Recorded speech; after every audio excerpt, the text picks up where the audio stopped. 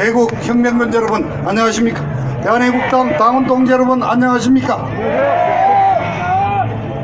김평우 변호사를 아시죠?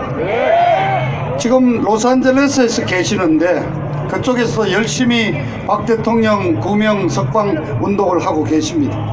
김평우 변호사님이 한 3주 전에 어느 유튜브와 인터뷰를 하고 그 내용을 정리를 해서 편지 형식으로 또는 영상 편지로 한국에 보냈습니다. 그 파문이 컸습니다. 그 영상 편지에서 김평우 변호사님이 주장하신 것이 박근혜 대통령 탄핵에 대한 가장 큰 책임은 당시 국무총리로 있던 황교안에게 있다. 황교안 총리에게 아닙니다. 대통령 권한 대행이 되기 전에 국무총리로 있을 때 11월 30일에 서울지검 특수부에서 이른바 최순실 국정농단에 관한 수사를 발표한다고 11월 20일 발표를 했는데 느닷없이 최순실이를 국정농단에 책임이 있다고 기소를 하면서 아무도 예상 못했습니다. 박근혜 대통령이 공동정범으로 형사 문제가 있다. 그리고 국회에서는 이걸 토대로 탄핵할 수 있다는 발표를 해버린 것입니다. 아무도 예상을 못했습니다. 아시다시피 대통령은 헌법 84조에 의해서 내란이나 외환, 나라 팔아먹는 죄 외에는 탄핵을 시킬 수가 없고 설사 어떤 범죄 혐의가 있더라도 확정이 되고 난 뒤에 대통령에 대한 어떤 기소를 할 수가 있는데 최순실이 사건에 느닷없이 박근혜 대통령을 공동정범이라고 명시를 하고 국회에 탄핵할 수 있다는 근거를 제시해 준 것입니다. 그래서 우리 김평우 변호사님 주장은 자, 일개 그냥 부장검사가 마음대로 할 수 있느냐? 박근혜 대통령이 임명한 김수남 당시 검찰총장이 그것을 인정했고 또 법무부 장관이 인정을 하고 그 위에 있는 국무총리 이분도 역시 공안검사 출신이고 이 검찰 라인이 다 동의를 해서 이렇게 대통령을 탄핵으로 몰아간 것이 아니냐. 그래서 극단적으로 김평우 변호사는 박근혜 대통령 탄핵의 주범은 황교안이라고까지 얘기를 하신 것입니다. 동의하시죠? 그 이후로 난리가 났습니다. 김평우 변호사가 엄청나게 욕을 먹었습니다. 또 지금 유튜브 상에도 김평우 변호사를 욕하는 내용이 많습니다. 그 영감 오래돼 가지고 말이야 법을 잘 모르는 것 같다고 그러죠. 그 당시에 뭐 국무총리가 뭘 알았겠냐고 검찰에서 다 한 거라고. 하여튼 논란이 심한데 오늘자로 또 김평우 변호사가 2탄을 보냈습니다. 영상 편지를 보냈고 대한문에서 오늘 영상이 방송이 됐는데요. 김평우 변호사님 얘기를 제가 소개하면서 말씀을 드리겠습니다. 두 번째 내용에서 김평우 변호사가 지난 2주 동안 자기는 엄청난 욕을 먹었다. 욕을 자기를 비판하는 내용은 첫째, 황교안이를 중심으로 내년 총선을 잘 치러야지 대한민국이 공산화되는 것을 막을 수가 있는데 왜 당신은 자꾸 황교안이와 자유한국당을 욕하느냐? 자유한국당밖에 내년에 찍어줄 정당이 더 있느냐? 대안은 황교안이밖에 없지 않느냐? 황교안이를 욕하는 당신은 우파 보수 분열주의자다. 이렇게 자기가 욕을 먹었다. 그런데 아니라는 거죠. 김평우 변호사님이 분명히 말씀했습니다. 공산화라는 것은 월맹이 월남을 집어삼키던 그러한 상황을 말하는데 주한미군이 있는 한 그렇게 쉽게 공산화되지는 않는다.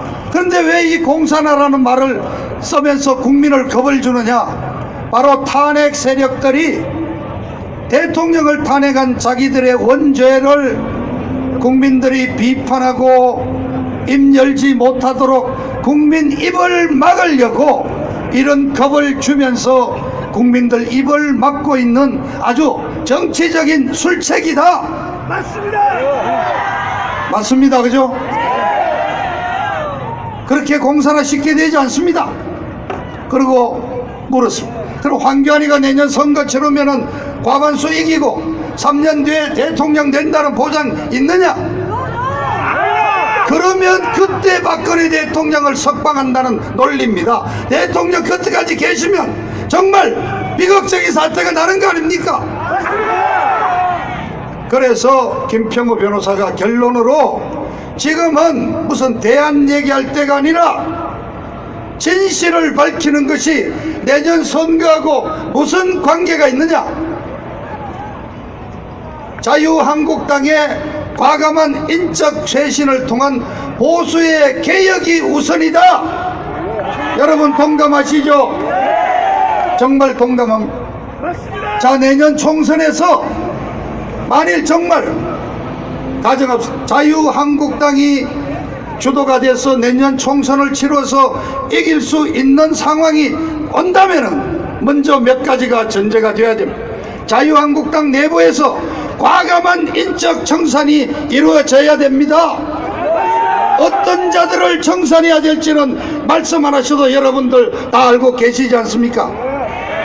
박근혜 대표로서 2012년 총선을 치를 때 공천심사위원으로 모셨던 이문열 소설가가 오늘 어느 신문과의 인터뷰에서 분명하게 말씀을 했습니다. 자유한국당에는 지금 죽었어야 될 인간들이 아직도 버젓이 살아가지고 돌아다니고 있다 그랬습니다. 그렇습니다. 저는 자유한국당이 내년에 정말 총선을 주도하는 정당이 되고자 한다면 과감한 인적 청산, 배신자들을 청산함으로써 완전히 새로운 정당으로 태어나고 박근혜 대통령 탄핵을 부당했다고 선언하고 5.18 가짜 유공자 명단을 공개하라고 선언하면서 우리 태극기 세력과 함께 갈 때만이 내년에 총선을 자유한국당이 맡을 수 있다는 겁니다. 그런데 여러분 보십시오. 지금 어떤 상황입니까? 며칠 전 우리 조원진 대표 또 김진태 의원이 공동 발의해서 태블릿 PC 특검 조사를 발의를 했지 않습니까? 정말이 왜 지금 뒤늦게나마 태블릿 PC를 특검하자고 지금 했습니까? 바로 그 태블릿 PC에서부터 대통령을 탄핵시킨 거짓과 선동과 업무가 시작됐기 때문에 그 태블릿 PC가 가짜라는 것이 드러나는 순간 이 탄핵 모든 과정이 와르르 무너지게 돼 있는 것입니다. 그래서 조 대표 김진태 의원이 어렵게 국회의원 10명의 동의를 받아서 법안을 발의했습니다. 그런데 바로 그날 황교안 씨는 저 중앙일보와의 특별 인터뷰에서 경선 과정에서 태블릿 PC가 조작될 가능성이 있다고 자기가 얘기를 해서 불필요한 무슨 오해를 일으킨 점에 아주 송구스럽다고 사과를 했습니다. 이 양반 사과 너무 좋아해요. 사과할 것 같으면 아예 과수원 농사를 짓든가지. 자, 조원진 김진태 의원이 발의한 특검법을 자유한국당 당대표가 그냥 한마디로 깔아뭉개는 이런 짓거리를 하는데 어떻게 우리 태극기 세력이 황교안이의 자유한국당과 함께 가겠습니까, 여러분? 절대로 안 됩니다. 자, 현충일날 문재인이가 6.25 전범 김원봉이를 찬양하면서 훈장을 주자고까지 얘기를 해서 우리 또 전직 의원 중에 아주 이빠른 의원 계시죠. 우리 차명진 의원이 페이스북에 내고 국회의원들 중에 이빠른 놈이 있다면은 어느 한 놈이라도 문재인이 빨갱이라고 한번 얘기해봐라 했는데 이해찬이가 뭐라고 그랬습니까? 당장 저 차명진이 경고 제명해야 된다고. 며칠 있으면 또 아마 황교안이 또 사과할 거예요. 이런 황교안이를 믿고 우리 태극기 세력이 내년 선거를 맡길 수가 있습니까? 그래서 욕만 하지 말고 대안을 내라 그러니까 제가 몇 가지 말씀드립니다. 자유한국당 갖고 되지 않습니다. 자유한국당과 의원 한 명이지만은 그 열정과 그 정말 애국심이 대단한 대한애국당, 여기에 태극기 세력, 이런 과정에서 배출된 젊은 신인들, 이런 사람들 모두 합치는 범보수 대연합을 만들어야 하는 거 아닙니까?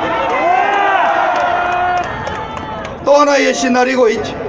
아예 자유한국당은 발전적으로 해체를 하고 탄핵한 놈들은 다시 도로 바른당으로 가고, 탄핵에 반대한 제대로 된 의원들과 애국당, 그리고 정말 자유민주 체제를 신봉하는 젊은 애국 청년 신인들을 모아서 새로운 정당으로 나가는 방법도 있는 것입니다.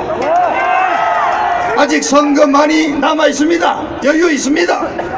또 중요한 정치 지형을 바꿀 두 가지 변화가 있습니다.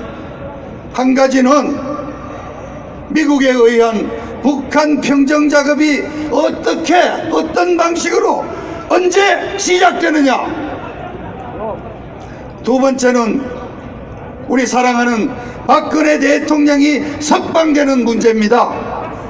박근혜 대통령이 서청대를 나오시는 순간 대한민국의 정치 지형은 지각 변동을 일으키게 돼 있습니다. 아직 시간 여유가 있습니다. 그런데 지금부터 무슨 대안이 있느냐, 뭐 벌써 3년 뒤에 대권 얘기, 시기상조고 김칫국 마시는 얘기, 우리는 지켜봅시다. 저는 지난번에도 말씀했습니다. 지금 이 단계에서 우리의 유일한 대안은 박근혜 대통령의 원대 복귀뿐이다. 구호 외치죠. 우리의 대안은 박근혜 대통령의 원대 복귀! 원대 복귀! 원대 복귀! 대통령! 박근혜! 네, 감사합니다.